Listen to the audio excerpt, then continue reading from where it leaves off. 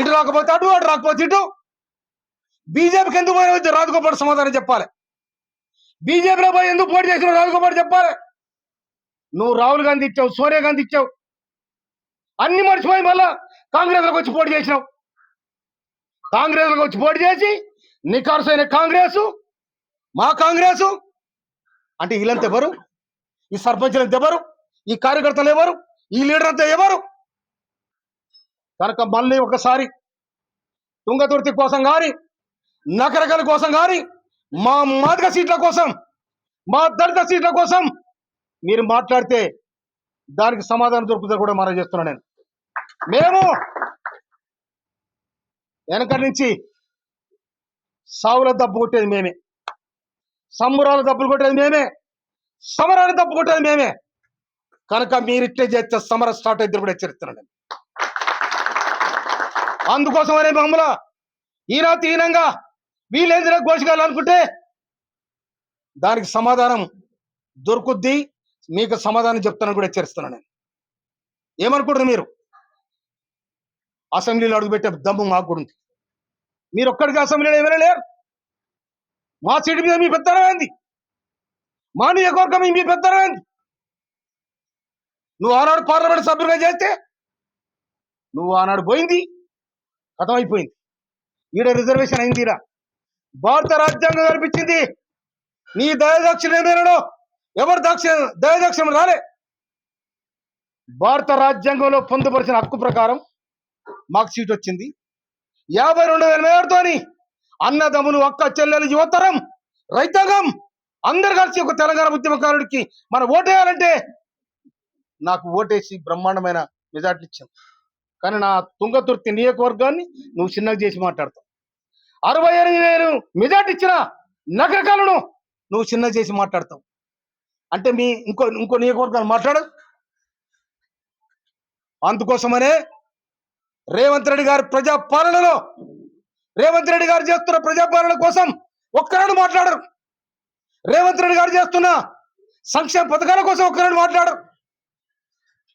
రేవంత్ రెడ్డి గారు మాట తీయరు.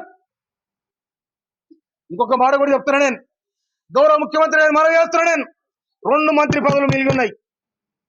ఒకటి లంబడోళ్ళకి ఇవ్వాలి, ఒకటి యాదవులకి ఇవ్వాలి. ఒకటి గిరిజన మంత్రి సీతక్క ఉంది, ఆదివాసి బిడ్డ. ఇంకొకటి ఇలా ఎస్టీ నుంచి, లంబాడ జాతి నుంచి వాళ్ళు కూడా ఈయన ఎమ్మెల్యే గెలుచున్నారు. వాళ్ళ మీ ఇష్టం వచ్చినట్టుకి ఇవ్వండి, బర్జ్ చేయండి. 106 గ్రామాలలో ఇయ్యాల లంబాడ జాతి బ్రహ్మాండంగా కాంగ్రెస్ పార్టీకి బ్రహ్మదం పట్టిరు.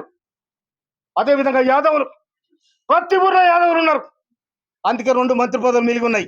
కనుక వాళ్ళకోటి ఇవ్వాలని చెప్పి నేను రాష్ట్ర ప్రభుత్వానికి, ముఖ్యమంత్రి గారికి, సోనియా గాంధీ గారికి, రాహుల్ గాంధీ గారికి, ఖర్గే గారికి నేను అప్పీల్ చేస్తా ఉన్నా. నేను ఇవాళ నన్ను ఈ నియోజకవర్గానికి నాకు చెప్పకుండా నా ప్రోటోకాల్ను, నా హక్కులను హరించినందుకు నేను ఖర్గేకు, రాహుల్ గాంధీ కూడా నేను కంప్లైంట్ చేస్తాను కూడా మనం చెప్తున్నాను.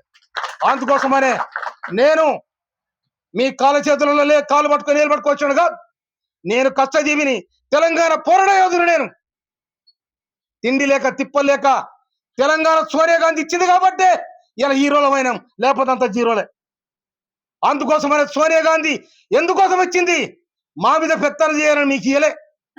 మీ అంతా మీరు బతుకుని మీ రాజ్యం మీరు చేసుకోండి, వాడు ఎస్సీలు ఉంటే వానికి ఎవరికి అవకాశం వాడు చేసుకోమని చెప్పింది.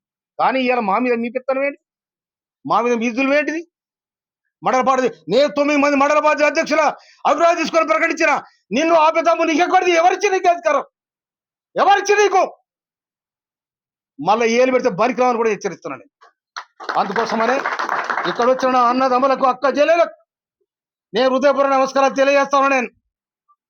నేను భయపడేది ఒక్క తుంగతుర్తి ప్రజానీకానికి, అన్నదమ్ములకు, అక్క చెల్లెలకు. నేను ఎవరిని భయపడను.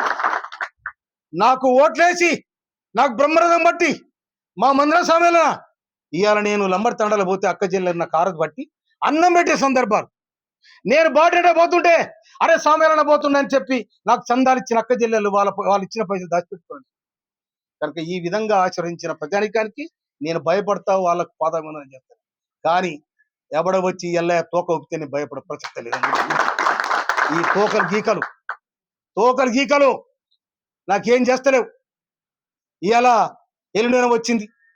ఎల్లుండి వాళ్ళ బంధం అనేది గాలి వస్తుంది.